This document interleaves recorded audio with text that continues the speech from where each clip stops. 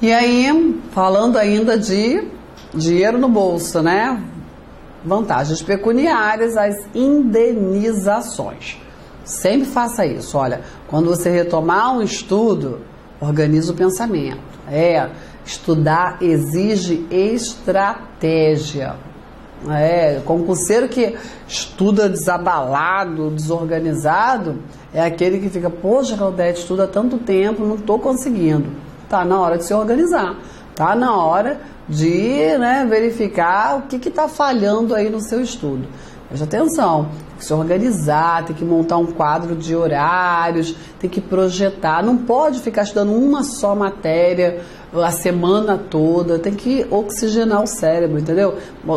Planeja ali para estudar 3 matérias durante a semana, pelo menos, ok? Durante o dia, dependendo do quantitativo de horas, também às vezes vale a pena, se você fica muito tempo estudando, você consegue isso, tem esse privilégio, né?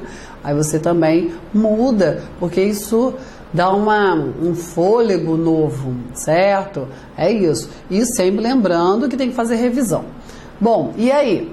E quando retoma um assunto, quando retoma um estudo de uma matéria, organiza o pensamento. Verifica onde é que você estava, ok? O que é que nós estamos falando? De vantagens pecuniárias, as chamadas verbas indenizatórias. Já falamos da ajuda de custo, já falamos das diárias e agora vamos falar da indenização de transporte, que é concedida ao servidor que ia realizar despesas com a utilização de meio próprio de locomoção por força das atribuições do cargo. É isso. Então, eu sou um exemplo clássico, né? No meu caso, né? O oficial de justiça, ele usa o seu carro para cumprir a sua atividade funcional, para desempenhar as atribuições do seu cargo. Tem um ou outro oficial de justiça que tem cargo oficial à sua disposição. Em regra, não. Em regra, nós vamos com o nosso próprio carro mesmo. E aí, temos aí uma verba indenizatória. Tem algumas nomenclaturas diferenciadas, mas é isso, ó, tá aqui definido. Você vai utilizar o seu carro para cumprir as suas atribuições, as atribuições do seu cargo, você vai receber a chamada indenização de transporte. O auxílio moradia. Olha só. Não quero te decepcionar, mas eu já vou falar uma coisa para você não se animar muito. Se você conseguir, depois de ser nomeado para um cargo efetivo, ser nomeado para um cargo poderosão, comissionado, não é qualquer comissionado não, ou cargo de natureza especial, aí você vai ter o direito ao auxílio moradia, ok? Objetiva: ressarcir despesas com aluguel ou hospedagem administrada por empresa hoteleira num prazo de 1 mês após a comprovação. Isso mesmo. 1 mês a cada mês, comprova, recebe auxílio moradia. A fixação. Olha só isso, né? O legislador brasileiro tem hora que ele não aprende, tem hora que ele, com todo respeito, sabe? Mas ele peca. Olha isso. O valor do auxílio moradia, ele é limitado a 25% do valor do cargo ocupado. Mas não é qualquer cargo. Olha lá, comissionado ou ministro, ou função. Existe um teto para fixação do auxílio moradia. Ele não pode ultrapassar 25% da remuneração de um ministro de Estado, ou R$ 1.800. Aqui está o grande cochilo do legislador, né? Poxa, colocou aí um valor em reais. Não é mais 1.800, com certeza não é mais. Já tem tempo que isso foi instituído, né? E aí, mas você é candidato, você é concurseiro, você tem que ficar esperto, além de saber a matéria, você tem que saber fazer prova. Aí, se a pergunta for, normalmente não perguntam isso, mas tem bancas e bancas. Se a pergunta aparecer na sua prova, olha, qual o teto do auxílio moradia? Em reais, você vai dizer 1.800. Ponto final. Porque é isso que está na Lei 8.112. Apesar de não se praticar mais isso, tá bom? Fica aí esperto com isso. O auxílio moradia sofreu alteração recente, viu?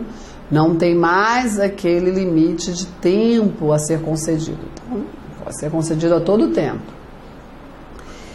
Olhe lá, é uma leitura. Existe um rol imenso no artigo 60B.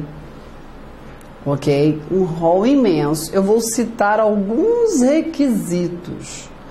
O servidor tem que ter mudado de residência para ocupar cargo em comissão ou função de confiança do grupo DAS, que é Direção e Assessoramento Superiores, níveis 4, 5 e 6. Quer dizer o seguinte, não é qualquer cargo em comissão, não é qualquer função que vai dar direito ao auxílio moradia. Isso é só para poderosos, entendeu? Ou ainda um cargo de natureza especial, um cargo de ministro de Estado ou equivalente. Esses têm auxílio moradia. Não é um servidor efetivo, comissionado, níveis inferiores. Do nível superior da administração pública. E que o deslocamento não tenha sido por força de alteração de lotação ou nomeação para cargo efetivo. Percebeu? Se foi alteração de lotação, né, não é bem remoção, porque cargo em comissão, eu já expliquei isso, né? Normalmente quando você sai de um cargo em comissão para outro cargo em comissão, mesmo, eu sei que vai mudar a lotação, mas um diretor do órgão X foi convidado agora a ser diretor do órgão Y. Ele é exonerado do órgão X e é nomeado para o órgão Y, entendeu? Aí essa alteração de lotação ficou bem assim lacunosa. Mas é isso. A nomeação para cargo em comissão no nível 4, 5, 6 e também natureza especial, ministro do Estado, equivalente. Ou seja, para os tops, né, eles têm direito a auxílio moradia. Desde que preenchido todos os requisitos, que aqueles requisitos são cumulativos, ok? No caso de falecimento, exoneração, colocação de imóvel funcional à disposição do servidor ou aquisição de imóvel, o auxílio moradia continua sendo pago por um mês, porque ele é pago mensalmente, né? Mensalmente ele é devido. Então é só por mais um mês e acabou. Bom, agora vamos falar de outras vantagens, as gratificações e os adicionais. Primeira delas, até já comentamos ela, que é a retribuição pelo exercício de função de direção, chefia e assessoramento. Sempre lembrando que essa retribuição não é para o exclusivamente comissionado, é para o servidor efetivo, né? Investido em função de direção, chefia ou assessoramento, cargo em comissão ou de natureza especial. É sempre assim, ele já exerce não, né? Porque quando é cargo em comissão ele tem que se afastar. Mas ele já tem o cargo efetivo, ele recebe a remuneração pelo cargo efetivo, ok? Pelo fato de ocupar um cargo efetivo, e como foi nomeado para um cargo de comissão, nomeado para um cargo de natureza especial ou designado para uma função de confiança, direção, chefia ou assessoramento, o que vai acontecer? Aí ele vai receber um acréscimo, um percentual que é chamado de retribuição. Poderia ser gratificação, a maioria dos estatutos chamam de gratificação pelo exercício de cargo em comissão, mas dá no mesmo, né? Pelo exercício de função de direção, chefia e assessoramento, porque tanto a função de confiança, o cargo em comissão, como de natureza especial, eles exercem isso, direção de órgão, chefia de equipe ou assessoramento à autoridade, tá certo? Bom, outra verba, outra vantagem pecuniária é o adicional pela prestação de serviço extraordinário, as famosas horas extras. Essa parte aqui é muito tranquila, né? Muito fácil, não tem muito o que explicar.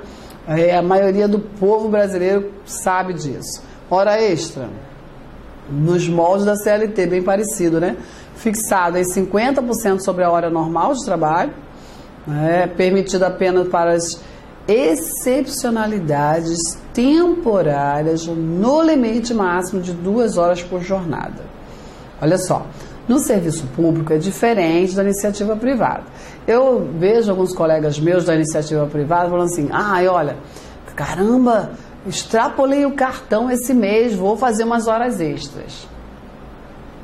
No serviço público não é assim não, tem que ser autorizada a hora extra, tem todo um publicado, referendado, simplesmente, eu quero ficar até mais tarde e acabou, não, ok? Então, e tem um limite, o servidor só pode, né, ser exigido esse acréscimo na jornada de trabalho dele, que normalmente são de 8 horas diárias, um limite de 2 horas, ok?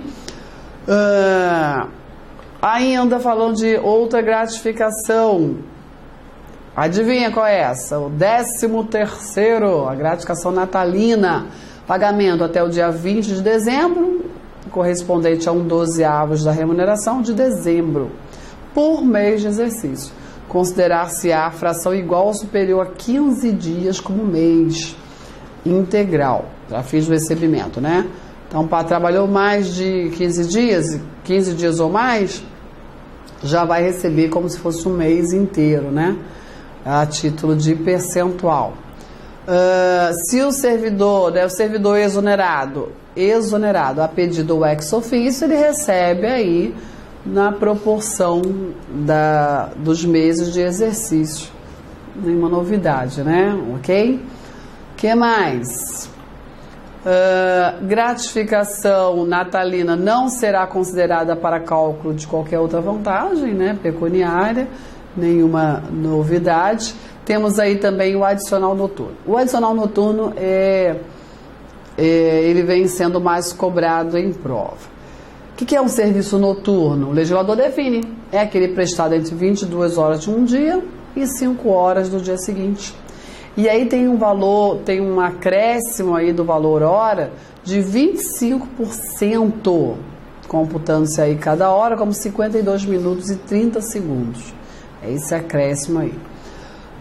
Em caso de horas extras, o adicional noturno incidirá sobre a remuneração acrescida da prestação de serviço extraordinário. Então, primeiro acresce a remuneração de serviço extraordinário e sobre esse total se calcula o adicional noturno. Que mais? Adicional pelo exercício de atividades insalubres, perigosas ou penosas. Também outro tema. Em termos de gratificações adicionais, não se cobra muito, né? As bancas não. Mas esse aqui, quando cobra, como mais desse aqui, ó, insalubridade, periculosidade, penosidade.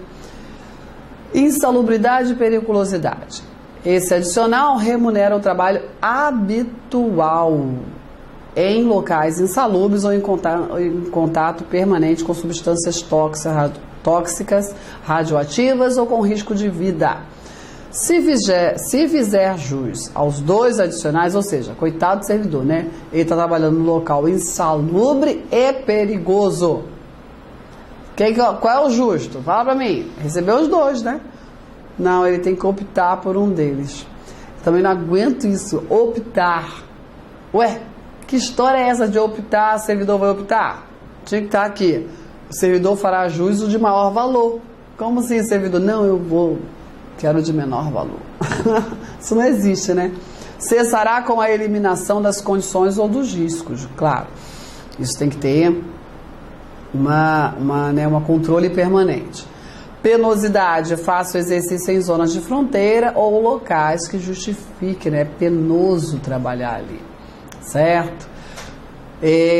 Tem que haver um constante controle, permanente controle, porque não basta receber esses adicionais, né? Tem que ver a situação de saúde do servidor, porque estamos falando de vida, né? De direito individual indisponível, de garantia de proteção a um bem maior. Então tem que haver um permanente controle da atividade de servidores em operações ou locais considerados penosos, insalubres ou perigosos. E aqueles que operam também com raio-x ou substância radioativa serão submetidos a exames médicos a cada 6 meses. É preciso lembrar, né, dessa necessidade do constante controle. Que mais? Vamos agora falar do adicional de férias. Meu slide aqui está meio doidinho. O adicional de férias, ele corresponde aí a 1/3 da remuneração pelo exercício aí. E quando for no exercício de função, ainda vou falar das férias. Férias é um direito, né? Um exercício, direito ao descanso. O adicional de férias, ele remunera, é um acréscimo pecuniário. Para quê? Você fazer o quê? Para que você recebe adicional de férias, o terço constitucional das férias? Para ir para uma pousadinha, né? Descansar. Aí brasileiro faz o quê da vida? Quer tirar férias porque quer tirar férias em janeiro. Todo mundo quer tirar férias em janeiro, não pode, porque férias coletivas não é a regra, é a exceção. E aí quer janeiro não é porque tem sol, praia, não, é porque janeiro tem um monte de dívida, tem matrícula, tem uniforme de criança, tem imposto para pagar, não é isso? Pois é, mas o adicional de férias, a ideia é, né, pagar esse descanso servidor. Função de direção, chefia ou assessoramento, ou cargo em comissão. A vantagem é considerada sobre o total. Então, o valor do cargo efetivo, acrescido da gratificação, da retribuição pelo exercício de cargo em comissão, né? E aí sobre esse total o adicional de férias, o terço constitucional das férias. O pagamento tem que ser efetuado até 2 dias antes do início do período das férias. Servidor exonerado, o que vai acontecer? Ele vai receber a indenização das férias, a que tiver direito, correspondente aí a 1/12. Agora, cuidado, hein? Quando a gente falou, né, do 13º, da gratificação natalina, olha só a ideia do legislador. Concurseiro tem que ter essas neuras, né? Tem que ter esses cuidados. Por quê? O legislador disse lá, fração, né, de trabalho igual ou superior a 15 dias, considera 1 mês. Aí o que está dizendo aqui? Fração superior a 14 dias, igual ou superior a 15 dias e superior a 14 dias. Não é a mesma coisa? É, mesmíssima coisa, mas aí fez questão de ter um texto diferente. Aí só estou atentando aqui para você não estranhar se aparecer na sua prova. A indenização é calculada da indenização de férias com base na remuneração do mês em que for publicado o ato exoneratório. Bom, vamos agora para uma outra gratificação. Você sabe que esses recursos tecnológicos, né, é para facilitar a nossa vida. Mas o que importa mesmo é o quê? Conhecimento. Professor, só basta conhecimento. Aí meu slide deu uma encrenca aqui, eu quero continuar a gravação. Pronto. Gratificação por encargo de curso ou concurso. Olha que legal. Não se incorpora ao vencimento, não será base de cálculo para outras vantagens, inclusive aposentadoria e pensões. Isso aqui, eu recebo essa gratificação, né? Porque eu também sou servidora instrutora. Dou aula para os meus colegas servidores nas aulas de capacitação. Você sabe que o servidor tem que continuar estudando. Quem acha que vai estudar só para passar no concurso está enganado. Claro, é outro ritmo, outro totalmente. Mas, o artigo 39 da Constituição Federal, parágrafo 2º, exige que os entes federativos, a União, os estados e o Distrito Federal, só eximiu os municípios, mantenham escola de governo ou façam um convênio, dá um jeito, dá teu jeito, mas coloque servidor para estudar para o constante aperfeiçoamento do servidor. E é verdade, o servidor tem que continuar estudando, tem que continuar antenado, porque a falta de conhecimento pode levar a erros funcionais e de repente está respondendo um processo administrativo disciplinar porque não conhecia a mudança da lei, mudou e você não pode dizer que não sabia, entendeu? Então é importante isso. É aquele servidor que está atuando como servidor instrutor, ministrando cursos, ele vai receber uma gratificação por esse encargo. Vamos lá. Os requisitos. É importante que essa atuação, dessa gratificação de participação, né, em curso ou concurso, por encargo de curso ou concurso, seja eventual. Ou seja, não é o meu desempenho qual é? Não é cumprir as ordens judiciais. Eu sou oficial de justiça. Eventualmente, eu estou em sala de aula na instituição, ministrando o curso para os meus colegas servidores. Tá bom? Ok? Então é uma atuação eventual, não é servidor, professor que só faz isso, né? Como instrutor em curso de formação, desenvolvimento ou treinamento na administração pública federal, ou participando ali em banca examinadora ou em comissão para exames orais, análise curricular, correção de provas discursivas, elaboração de questões. Olha só, tem servidores participando. Eu sei que hoje as instituições, elas fazem o quê? Elas vão lá e contratam instituições, empresas, fundações que vai realizar o concurso público. Mas pode ter nessas bancas servidores e eles vão ser remunerados, vão receber essa gratificação por essa participação na banca examinadora ou na comissão, ok? Bom, seguindo. Também aquele servidor que vai participar da logística de preparação e realização de concurso público quando tais atividades não forem atribuições permanentes, é sempre eventual. Ou quando o servidor vai aplicar, fiscalizar ou avaliar provas de exame de vestibular ou de concurso público ou supervisionar essas atividades. Então o servidor está numa atividade de curso ou concurso que não é inerente às suas atribuições, ok? Aí ele recebe uma gratificação por esse encargo. Vamos lá, continuando. Será paga ainda gratificação pela participação em curso, né, ou concurso. Será paga se as atividades forem exercidas sem prejuízo das atribuições do cargo. É isso. Olha, se você cumpre, né, se o servidor cumpre aquela carga, aquele curso, ou seja, ele vai dar aula no seu horário de trabalho e não vai compensar, né? Aí não vai receber nada não. É o que acontece comigo. Quando eu ministro as aulas, eu tenho que enfrentar todo o meu expediente normal, entendeu? Não tem nenhuma diminuição de trabalho por conta das aulas, senão não faz sentido, ok? Se o servidor instrutor ou que participe de banca examinadora ou de comissão deverá compensar em até 1 ano se essa atividade foi exercida durante a jornada de trabalho. Porque normalmente o que se faz? Os cursos são ministrados para os demais servidores dentro do horário de trabalho. E aí depois vai se compensar isso, ok? O que mais? Esses meus slides estão uma festa. Mas agora chegamos nas férias. Coisa boa, hein? Já pensou o que você vai fazer das férias? Ser candidato, concurseiro, que acredita na sua nomeação, já planeja as primeiras férias. Não vai gastar por conta, né? Tem um amigo meu que ele fala, não, candidato que acredita, ele já faz umas dívidas no cartão de crédito, já contando com a remuneração. Faz isso não. Mas as férias, por favor, planeja suas férias aí, suas primeiras férias, o que você vai fazer? Pois é. Férias é aquele descanso anual de todo trabalhador. Servidor é obrigado a usufruir férias. Precisa obrigar? Nem precisava, né? 30 dias anuais, só que tem um detalhe.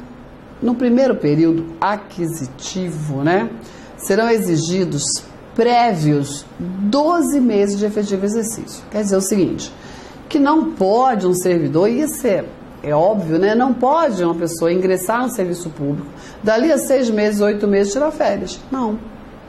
Tem que ter 12 meses. Isso somente no primeiro período aquisitivo. Exemplo.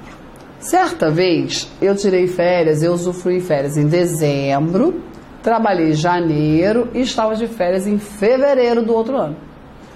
Trabalhei um mês e já estava de férias também. Eu não gostei muito dessas 2 férias não, porque dezembro tem um recesso do judiciário e em fevereiro tinha um carnaval. Mas, olha só, você tem direito às férias, você é obrigado a usufruir férias, mas quem disse que você tem direito a escolher o mês das suas férias? Essa escala depende aí do interesse público, é definido pela chefia, entendeu? Quando o chefe é muito bonzinho, e não é uma questão nem sempre de boa vontade. Sendo possível, né, e tendo bom senso, o chefe te pergunta. Uma vez o meu chefe me ligou: Claudete, escolhe tuas férias. Eu, posso? Que legal. Ele setembro, outubro ou dezembro. Nossa, tem mês pior não? Gente que tem filhos na escola, complica, né? Escolhi dezembro de novo, mesmo perdendo o recesso. E aí, esse mês, né, essa aquisição de férias, pode, com um mês trabalhado, você já tirou outras férias? Sim, porque só se exige prévio 12 meses de efetivo exercício no primeiro período. É claro que férias são conquistadas após 12 meses de efetivo exercício. Claro que sim, mas só se exige isso prévio ao exercício no primeiro mês. Depois elas são correspondentes aos demais períodos. Então, aquelas férias de fevereiro, eu ainda iria trabalhar o período aquisitivo, entendeu? Não precisa ser prévio. Em regra, 30 dias anuais, 30 dias consecutivos. Agora, o servidor que lida com substâncias nocivas à sua saúde, aí as férias por semestre, 20 dias por semestre. A regra é que não pode acumular férias, mas nós vamos ver que no interesse do serviço poderá ser obrigado o servidor a acumular férias, ele não vai usufruir suas férias. Como aqui o interesse privado aqui é maior, porque a regra é essa, né? O interesse público prevalece sobre o interesse privado. Só que aqui o interesse privado, essa regra não é absoluta, o interesse privado aqui é maior, é a vida do servidor, saúde e vida do servidor que está em jogo. Aí, meu filho, mas olha, não tem quem faça o seu serviço, fecha, porque eu vou tirar minhas férias, que eu vou morrer não, ok? Não pode acumular férias do servidor que lida com substâncias nocivas à sua saúde. Não se pode também faltar ao serviço, isso não é só para esse servidor não, para qualquer servidor, e descontar nas férias. Falta é ilícito, né? Aí aquele servidor, eu fico imaginando a situação, servidor malandro, assim, olha só, chefe, olha só, ontem teve um conluio lá em casa, o edredom, o colchão, a cama me seguraram, não consegui sair da cama. Mas eu resolvi, pode descontar nas minhas férias. Não. Falta é falta, acabou, você vai usufruir 30 dias, não se pode nem trabalhar nas férias, ok? Pode ser responsabilizado tanto a chefia quanto o servidor. Então não pode faltar ao serviço e descontar nas férias, de jeito nenhum. A acumulação até o máximo de 2 períodos em caso de necessidade do serviço. Não é servidor, não estou afim, não tem nada para fazer nessas férias, não, você é obrigado, a não ser que o serviço, né, te chame para acumular. Parcelamento, pode parcelar férias? Pode, em até 3 etapas, sempre observado o interesse administrativo, mas é a pedido do servidor. O adicional de férias é pago no primeiro período e acabou, tá bom? Na interrupção eu acho a mais cruel de todas, porque você está de férias, né? Tá lá em Bora Bora, nunca fui, mas eu quero um dia ir a Bora Bora. Bora Bora, num bangalô, comendo um peixinho, um pezinho na água quente, de repente o celular toca. Aí os meus colegas falam: "Ei, Claudete, eu digo que o celular não pegou". Você, meu filho, olha só.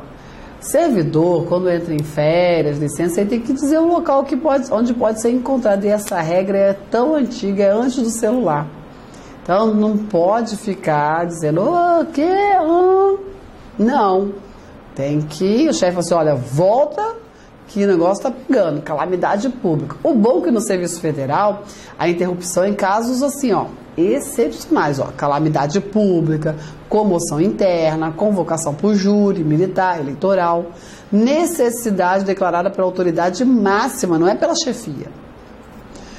Aí, interrompeu, o período restante vai ser usufruído de uma só vez, ok? Então, olha só, férias é para usufruir tudo, todo ano, obrigatório. Salvo interesse público, pode acumular até 2 períodos. Terceiro ano sem férias não pode, não. A pedido pode parcelar em 3 vezes, observado o interesse administrativo. E a interrupção só em casos extremos, ok? O período restante usufrui de uma só vez. Tá certo? Ok? Então esse é o tema de nossas férias. No próximo bloco eu vou falar de licença, das licenças. Tema interessante, outro direito do servidor. Mas não tudo é só direito, tem várias licenças, vários afastamentos. Isso é tema para o nosso próximo bloco, próxima aula. Até lá. Tchau, tchau.